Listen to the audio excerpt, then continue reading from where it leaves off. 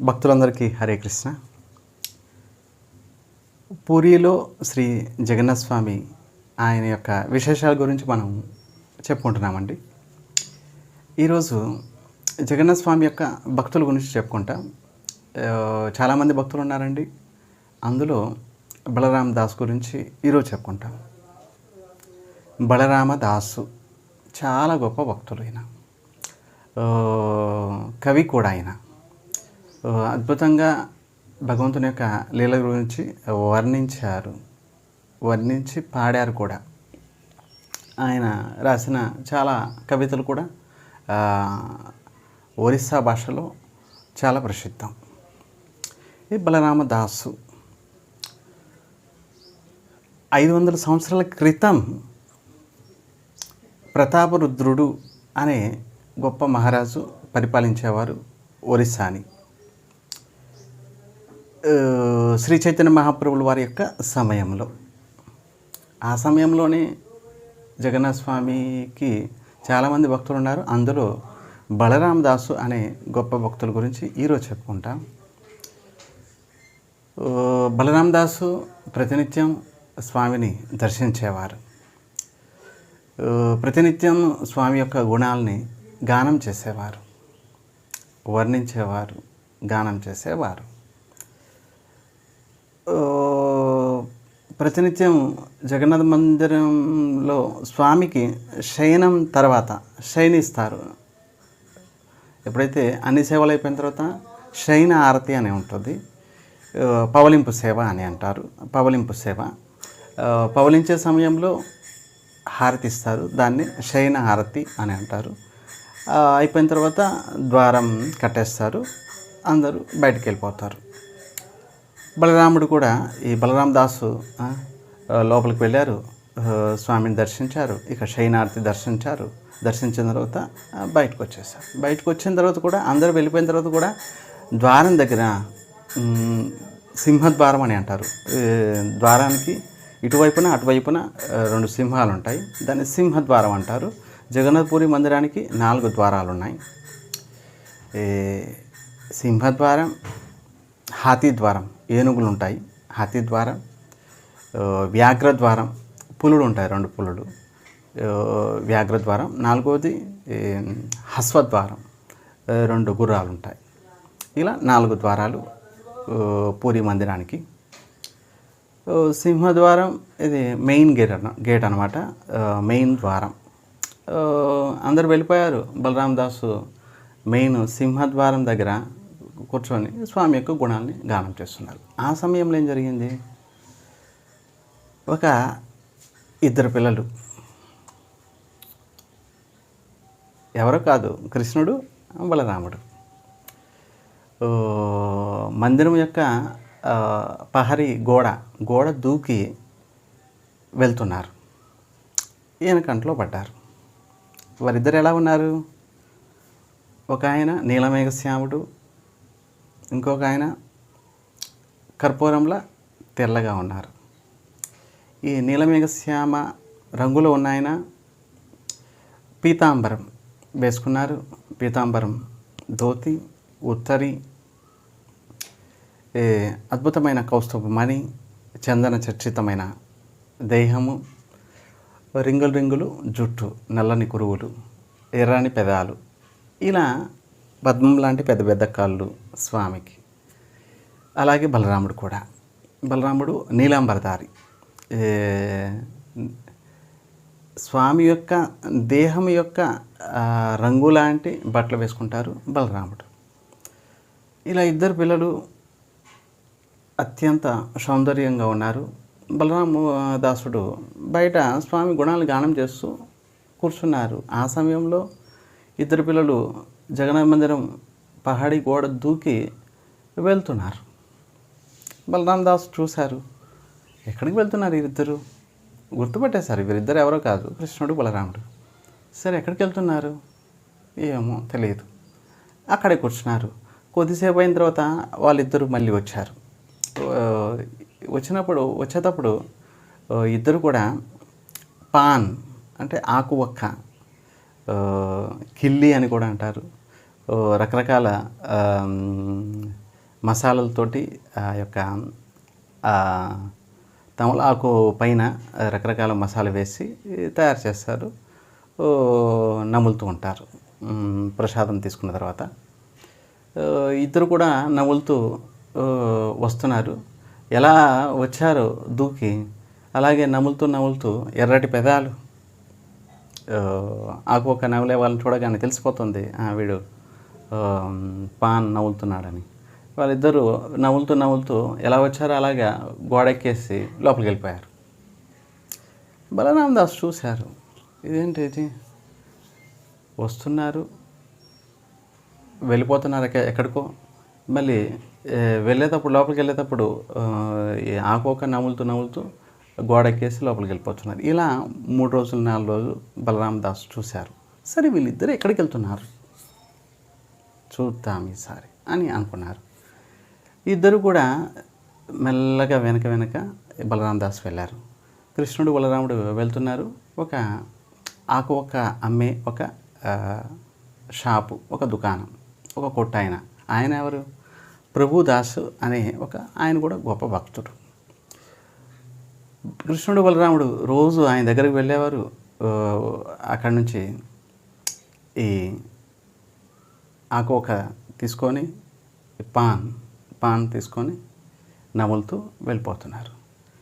బలరాం దాస్ చూశారు, ఓహో ఈ ప్రభుదాస్ దగ్గరికి వెళ్తున్నారు ఇద్దరు, రోజు ఆకు తీసుకుంటున్నారు, నములుతున్నారు, వెళ్ళిపోతున్నారు. తాంబూలం, పాన్ అంటే తాంబూలం. సరే ఒకసారి తర్వాత 2-3 రోజుల తర్వాత ఈ ప్రభుదాసు మందిరంలో కలిశారు బలరాం దాస్ తోటి. బలరాం దాస్ అడిగారు ప్రభుదాసుని, ఓ ప్రభుదాస్ రోజు 2 పిల్లలు వస్తున్నారు నీ కొట్టుకి, వారిద్దరికి కూడా తాంబూలం ఇస్తున్నావు నువ్వు, అవునా? అవును ఇస్తున్నాను. వారిద్దరు డబ్బులు ఇస్తున్నారా ఏంటి నీకు? డబ్బులు ఇవ్వడం లేదు. ఎందుకు ఇవ్వడం లేదు? నేను ఎప్పుడు అడగలేదు, అందుకే ఇవ్వడం లేదు. మరి ఊరికే ఎందుకు ఇస్తున్నావు? ఒక రోజా 2 రోజులా? ప్రతిరోజు ఊరికి ఇవ్వడం బాగాలేదు, డబ్బులు అడిగి ఈసారి. సరే ఈరోజు నేను అడుగుతాను, ఒకవేళ డబ్బులు ఇవ్వకపోతే ఏదైనా వస్తువు ఇక్కడ పెట్టి వెళ్ళండి అని చెప్పండి, అంతేగాని ఊరికే ఫ్రీగా ఇవ్వడం ఏంటి అన్నాడు బలరాం దాస్. ప్రభుదాస్ ఒప్పుకున్నారు, అవునవును నిజమే, ఊరికే ఇవ్వడం ఏంటి రోజు. సరే డబ్బులు నేను ఎప్పుడు అడగలేదు, సరే ఈరోజు రానివ్వండి చెప్తాను, డబ్బులు అడుగుతానులే అని అన్నారు. సరే రాత్రి శయనార్తి తర్వాత బలరాం దాసు బయట మందిరం సింహద్వారం దగ్గర కూర్చున్నారు.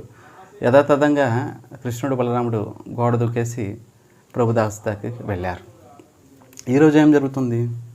రాగానే కృష్ణుడు బలరాముడు, మాకు తాంబూలం ఇచ్చేసండి మేము వెళ్ళిపోతాం అన్నారు.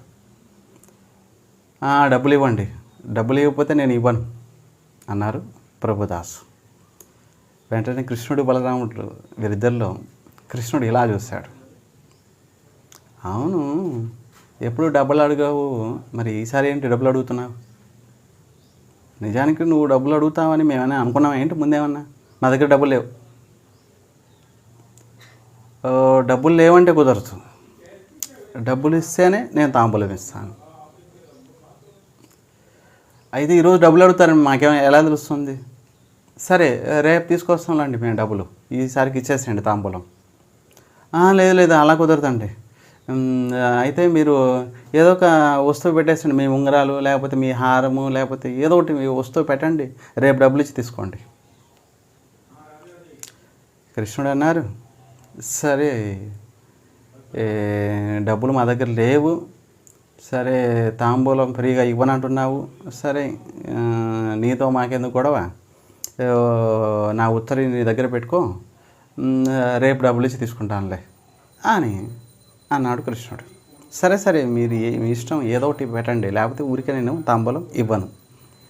వెంటనే కృష్ణుడు ఏం చేశాడు, తన యొక్క ఉత్తరి పీతాంబరం ఉత్తరిని తీసుకెళ్ళి ఆయన చేతిలో పెట్టారు. ఇదిగో ఇది తీసుకోండి, మాకు తాంబూలం ఇవ్వండి. అది తీసుకున్నారు ప్రభుదాసు, ఇద్దరికి కూడా తాంబూలం ఇచ్చారు. తాంబూలం నవ్వులతో లోపలికి వెళ్ళిపోయారు. బలరాం దాసు అని గమనిస్తున్నారు. తర్వాత రోజు ఈ పండాస్ అంటే ఎవరైతే పూజ చేస్తుంటారో పూజారులు వారిని పండాస్ అంటారు. ఈ పండాస్ ఎప్పుడైతే ద్వారం తెరిచి గర్భగుడిలో లోపలికి వెళ్ళేసరికి కృష్ణుడి యొక్క ఉత్తరి, జగన్నాథ స్వామి ఉత్తరి లేదు. వెంటనే వాళ్ళ చర్చ అయిపోయింది, గొడవలు అయిపోయాయి. ఎవరు శయనిచ్చారు? ఎవరు స్వామికి పవలింపు సేవలు ఎవరు చేశారు? ఉత్తరి శయనించేటప్పుడు పవలించేటప్పుడు ఉత్తరి ఉండేది, మరి ఇప్పుడు లేదేంటి? రాత్రి ఎవరు తీసుకున్నారు ఏంటి? వాళ్ళలో గొడవలు వచ్చేస్తున్నాయి. కుంతియాస్ అని ఒక వర్గం వారు ఉంటారు. జగన్నాథ స్వామి యొక్క సేవలన్నీ కూడా వాళ్ళ వంశ పరంపరంగా వస్తున్నాయి. చిమ్మే వాళ్ళ దగ్గర నుంచి పూజ చేసేవారి అందరూ, నీళ్లు తీసుకునే వాళ్ళు కూడా వాళ్ళ తండ్రి ఇలా అందరూ కూడా వంశపారపరంగా వస్తున్నారు. అక్కడ సేవ చేసే వాళ్ళందరూ కూడా. బయట కొత్త వ్యక్తులు కూడా నేను బాగా సేవ చేస్తానని ప్రవేశించడానికి కుదరదు. ఆ వంశం వాళ్ళు పరంపరగా వాళ్ళు వస్తున్నారు, వారే సేవ చేస్తారు. వంట చేసేవారు కానీ, పూజ చేసేవారు కానీ. ఈ కుంతియాస్ అనే వర్గం వాళ్ళు స్వామికి బట్టలు రెడీ చేస్తారన్నమాట. ఆయన ప్రతిరోజు ఏ రోజు ఏ బట్టలు వేసుకోవాలి, ఎలా ఉండాలి, ఆ బట్టలు ఏ డిజైన్లో ఉండాలి, ఇవన్నీ కూడా ఈ కుంతియాస్ అనే వర్గం వాళ్ళు చూసుకుంటారు. వెంటనే పూజ చేసే ఆ యొక్క పూజారులు వెళ్ళారు. అయ్యా, మీరు ఉత్తరి మీ దగ్గర ఏమైనా పొరపాటున మీ దగ్గర ఏమైనా పెట్టుకున్నారంటే, లేదు మేము ఇచ్చేసాము, నిన్నే ఇచ్చేసాము. స్వామికి పవలించేటప్పుడు కూడా మేము ఉంది కదా లోపలే అని అన్నారు. మరి ఎక్కడికి వెళ్ళిపోయింది? అప్పుడు వాళ్ళ గొడవలు వచ్చేసరికి జగన్నాథ స్వామి పూరి మహారాజు, అప్పుడు ప్రతాపరుద్రుడు అనే ఆయన పరిపాలించేవారు, ఆయనకి కల్లో కనిపించారు జగన్నాథ స్వామి. అరే, నా ఉత్తరి ప్రభుదాస్ దగ్గర నేను రాత్రి వదిలేశాను, తాంబూలం తీసుకోవడానికి వెళ్ళాను, అప్పుడు ఆయన దగ్గర పెట్టేశాను. డబ్బులు ఇవ్వడానికి 4 రోజుల నుంచి ఫ్రీగానే ఇస్తున్నారు. నిన్న డబ్బులు ఇవ్వలేదు, మా ఉత్తరి ఆయన దగ్గర ఉంచేసాము, కనుక మీరు డబ్బులు ఇచ్చేసి మా ఉత్తరి మా దగ్గరకి తీసుకురండి అని అన్నారు.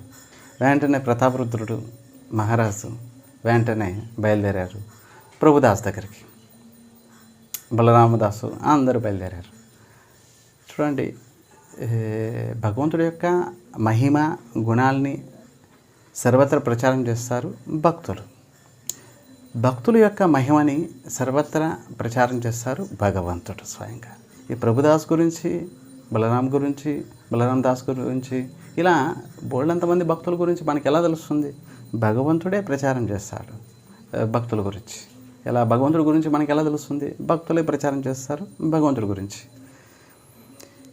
ఎప్పుడైతే మహారాజుకు తెలిసిపోయింది ప్రభుదాసు దగ్గర తాంబూలం తీసుకుంటూ ఉంటున్నారు ఈ కృష్ణుడు బలరాముడు ప్రతిరోజు కూడా, మహారాజు వెళ్ళి సాష్టాంగ ప్రణామం చేశారు ప్రభుదాస్కి. చూడండి, ఇంత పెద్ద ఒడిస్సాని ఇంతకుముందు ఆంధ్రాలో కొంత భాగము, తమిళనాడులో కొంత భాగము, ఇదంతా కూడా మొత్తం కలిపి బెంగాల్లో కొంత భాగము, ఇలా మొత్తం కలిపి ఒడిస్సా ఇప్పుడు చిన్నదైపోయింది. అప్పుడు ఇంత పెద్దది ఒడిస్సా. ఇంత పెద్ద ఒడిస్సాని పరిపాలించేవారు ఈ ప్రతాపరుద్రుడు. సాష్టాంగ ప్రణామం చేశారు ప్రభుదాస్కి. అయ్యా, మీరు చాలా గొప్ప భక్తులు, మీ తాంబూలం తీసుకోవడానికి స్వయంగా కృష్ణుడు బలరాముడు ప్రతిరోజు వస్తున్నారు, నిన్న డబ్బులు లేదని చెప్పి మీరు ఉత్తరి మీ దగ్గర ఉంచారంట. సరే, ఎంత బాకీ అయింది చెప్పండి, నేను డబ్బులు ఇస్తాను. ప్రభుదాస్ అన్నారు, స్వామి రాజన్, బలరాం దాస్ అన్నారు డబ్బులు తీసుకోమని, అందుకే నేను డబ్బులు అడిగాను, లేకపోతే అసలు డబ్బులు అడిగేవాడిని కాదు. లేదు మీరు డబ్బులు తీసుకోండి, మీకు గడవలు కదా అన్నట్లుగా. లేదు స్వామి, స్వయంగా కృష్ణుడు బలరాముడు వచ్చి తాంబూలం తీసుకోవడం అంటే చిన్న విషయం ఏంటి? వారు వచ్చి నా తాంబూలం అంటే వాళ్ళకి ఇష్టం, అందుకే అసలు నేను తయారు చేసేది వారి కోసం, ఎలాగో వస్తారు తీసుకుంటారనే ఉద్దేశంతో ఇదిగో జగన్నాథ స్వామి ఉత్తరి అంటూ ఇచ్చారు. అప్పుడు తీసుకెళ్ళిపోయారు. భక్తుల యొక్క మహిమ భగవంతుడు ప్రచారం చేస్తూ ఉంటారు. మరి బలరాం దాస్ గురించి, ఈ ప్రభుదాస్ గురించి మనకి ఎలా తెలుస్తుంది? ఈ 500 సంవత్సరాల క్రితం జరిగిన విషయాలు ఇవన్నీ కూడా. అలాగే బలరాం దాసు చాలా గొప్ప భక్తులు. బలరాం దాసు వలన ప్రభుదాస్ మహిమ తెలిసింది. బలరాం దాసు చాలా గొప్ప భక్తుడు. ఇంకా ఇంకొక మళ్ళీ సమయం వచ్చినప్పుడు ఈ బలరాం దాస్ గురించి మనం చెప్పుకుంటాం. ఈ బలరాం దాస్ ఇంత గొప్ప భక్తుడు, ఆయన కోసం రథం ఆగిపోయింది. ఈ విషయం గురించి మనం నెక్స్ట్ వీడియోలో చెప్పుకుంటాం. జై జగన్నాథ్, హరే కృష్ణ, ధన్యవాదాలు.